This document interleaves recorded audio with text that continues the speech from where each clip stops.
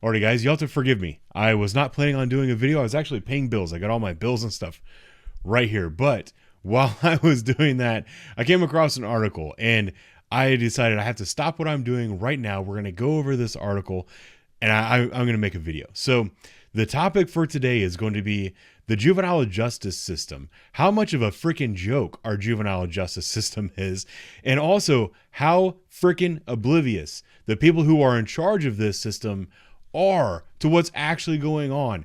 In this article, it blows my mind how the first half of the article says one thing and then the second half completely contradicts it, and they think that is the way to confirm what they're doing. I don't know. It's hilarious. Buckle up. I'm ready for a good time.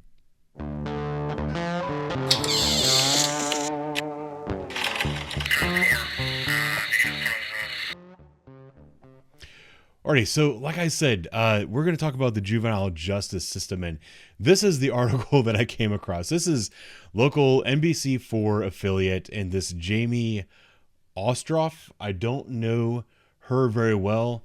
I don't know. This is a doozy of an article. It says program to limit vehicle thefts, decrease juvenile detention, expands in Columbus area courts. So they're saying that the program to reduce thefts and also reduce kids in juvenile detention is now expanding because they think that the program is working.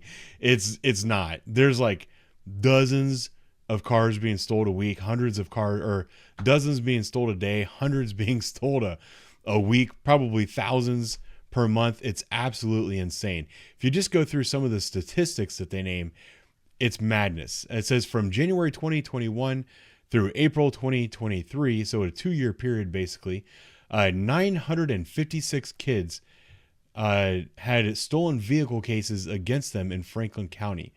Let's see, showed 240 vehicle cases during the first 4 months of.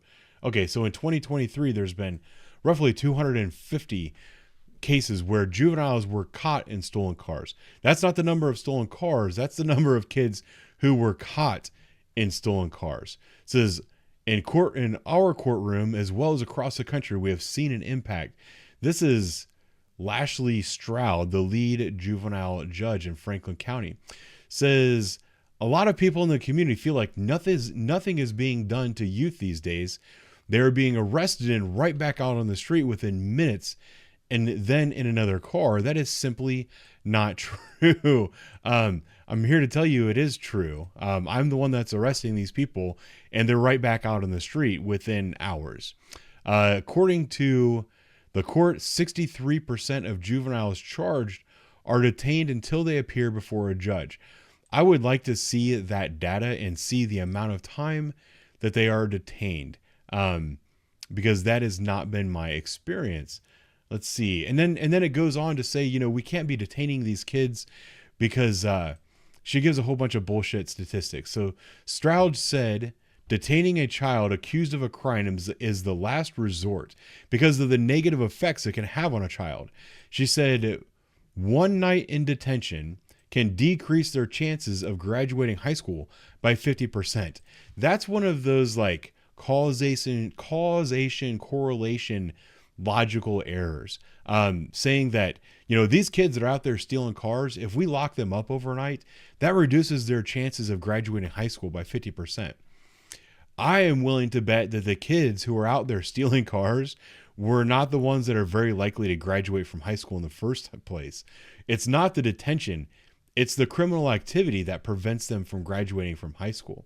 Let's see, so if anything, you push the child deeper into the system and expose them, whether it's to confinement or to other youth who should be detained based on community safety and the safety themselves. When you expose a youth who should not be in there to that environment, to other youth, you increase the cases of them reoffending and coming back. So they're saying if you arrest a kid who's a criminal and you put them in jail with other criminals, then they're going to meet other criminals and learn how to be criminals?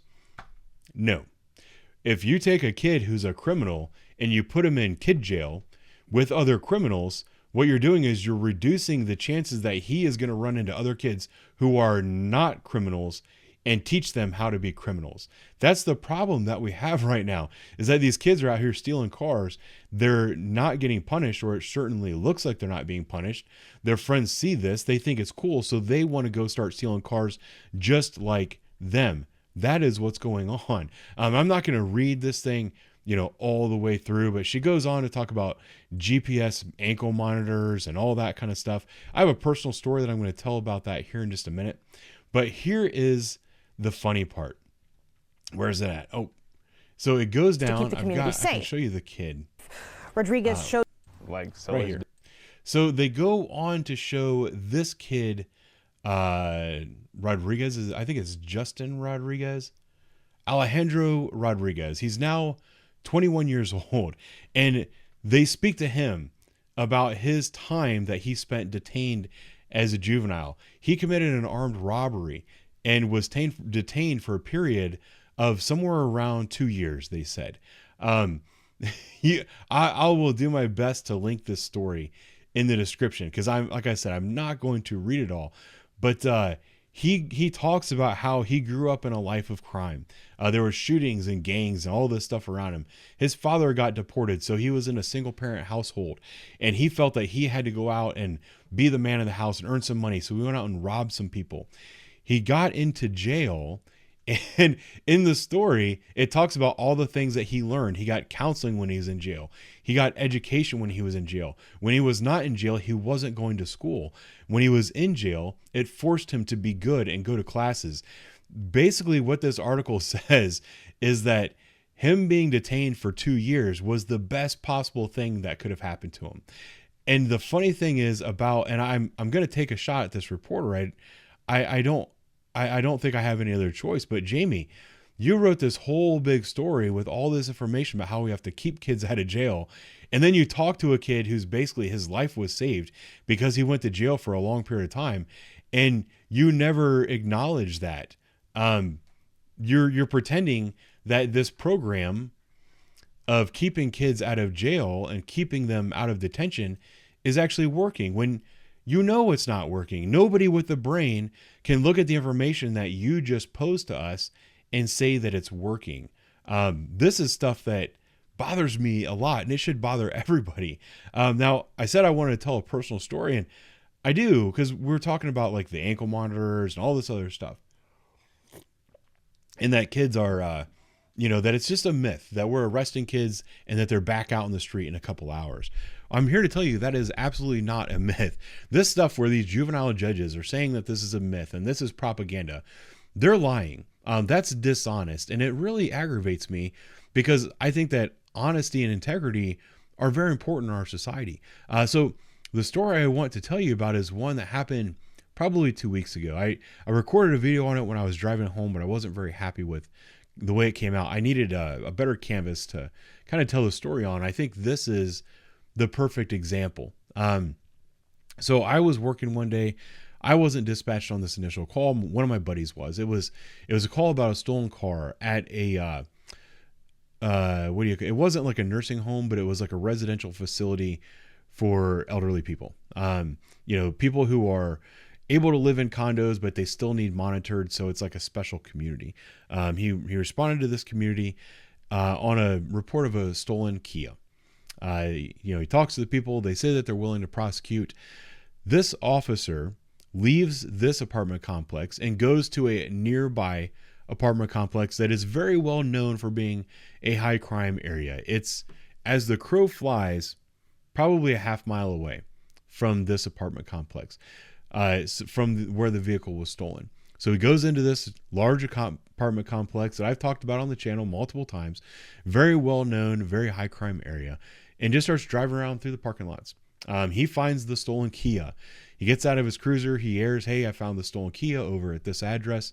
And he's like, "I'm fine right now." So he's walking around the car looking for damage, and he goes to look in the window, and the door opens. This kid is laying in the back seat, opens the door. The windows were so dark that he couldn't see this kid sleeping in the back seat under a blanket. This kid gets out and he's like, "Hey, I'm right here." So the kid basically gets out. Officer tells him to turn around. Kid complies, puts his hand behind his back, cuffs him up, looks down. Kid's wearing an ankle monitor. The officer says, "What do you have an ankle monitor for?" And the kid goes, "Same shit." So there's a kid sleeping in the back seat of a stolen car with an ankle monitor that he got from the courts for stealing cars. When the officer got him back to his cruiser and ran him for warrants, he also had a warrant for stealing cars. So he had a warrant for stealing cars, an ankle monitor for stealing cars, and he was found sleeping in the back seat of a stolen car. In Franklin County, when we arrest a juvenile, we don't automatically take them to the juvenile discipline center or like the juvenile detention center, whatever they're freaking calling it these days. People think that we arrest kids, take them to juvie. That is not the case. We take them to a place that we call the reception center. Well, the first thing we have to do is we call the court and we have to score this child. They have like a little checklist and they ask you a handful of questions about this person, and then they go look at their file and they issue them a score. If their score is not high enough, they go to the reception center. So here's a kid that's probably been caught in 3 stolen cars recently. Do you think that that scored him high enough that he went directly into a detention facility? No, he went to the reception center. When you get to the reception center, you get to go sit on a leather couch and watch TV. There's a person in the front office. They do all your paperwork. They assign your case numbers. They get you court dates and all that other stuff. They pick up the phone. They call your mom. They tell your mom that you have to come and pick up your child. We have his paperwork ready.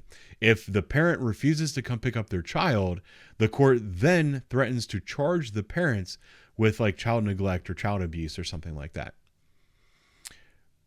With this kid, because we had to run him up through ID to go get fingerprints and photos and stuff like that. When we're walking down the hall past the drinking fountain, the kid looks at us and goes, "Why are you guys even doing this? This is such a waste of time. I'm just going to be home in a couple hours." This kid has been through this enough times that he knows the process, and he even acknowledged to us that it was a complete waste of our time. That particular call took us 4 hours, 3.5, 4 hours with all the paperwork, all the stolen vehicle recovery. We had to go pick up the owners, have them come look at their car, make sure there wasn't any damage, have a detective respond out to scene, take him up for ID, and then take him up to the interview rooms where a detective could interview him. And then we had to make sure all of our paperwork was complete. The detective had to bring us the charges and that kind of stuff. We had to drive him all the way out to the other side of town to the juvenile reception center and then drive back to our sub. We had to scan in the paperwork and add it to the electronic file. We had to do all of that work. We were tied up longer than he was. So this stuff in the article, where did she put it? A lot of people in the community feel like nothing is being done, that all these youths are being arrested and then they're right back on the streets within minutes and then steal another car. That is simply not true. No, it is. It's true. It's very true. This is something that I see on a daily basis. And then this stuff where they think that we have to jump through hoops not to arrest and detain people. That is also simply not true. And then the best part is that this guy here that they used as an example of how the program worked, it said that it was an absolute last resort that he was put into a detention facility. But it also went into great detail about how much better his life is now that he went to a detention facility. These kids that are out here committing these crimes don't have good role models. They're surrounded by other kids who are criminals out here on the street. Not only are they don't have role models, they're surrounded by criminals. They're also in our schools, in our communities, with other kids that are not yet criminals, and they're influencing them and they're teaching them their ways. They're teaching them how to be criminals. If you take these kids off the street, they are no longer influencing other kids in their neighborhood. They're no longer teaching them how to be criminals. They're no longer showing them, hey, this is cool. You can go steal a car and nothing will happen to you. You don't have to worry about them going to school because they're going to be forced to get an education while they're in jail. They're also going to be surrounded by other criminals just like they were when they were outside. But also when they're in jail, they're going to have positive role models. The people that normal people get to interact with, like their father or their sports coach, you know, like a lot of people have like that football coach or soccer coach or baseball coach that was their greatest inspiration. These kids that are out there stealing cars and stuff, nobody's going to enroll them in an athletic league. Nobody's going to take them to the rec center. Nobody's going to get them involved in like group activities. The only time that they're going to get involved in group activities and have any kind of positive role model is going to be when they're actually locked up. If you're serious about reducing crime in our communities, and if you're serious about helping these juveniles that are out here stealing cars and all that, and you're serious about having an impact and fixing this crime problem that we have, because I can also tell you these kids that are out there stealing cars and doing that stuff right now, they're the same ones, and well, actually, many of them are the same ones that are out there shooting people right now, but definitely in a couple of years down the road, they're going to be the same people that are out there pushing drugs, pushing hookers, human trafficking, and shooting people. Violently controlling drug turfs. If we can get a hold of these kids now, when they're 12 and 13 years old, get them locked up into a facility like what he went through after stealing 3 cars, we can save their lives. But instead, we're doing this catch and release bullshit that puts them back on the street, and the cycle just continues. I think that's all I'm going to say today. Thank you for watching. I'll talk to you later.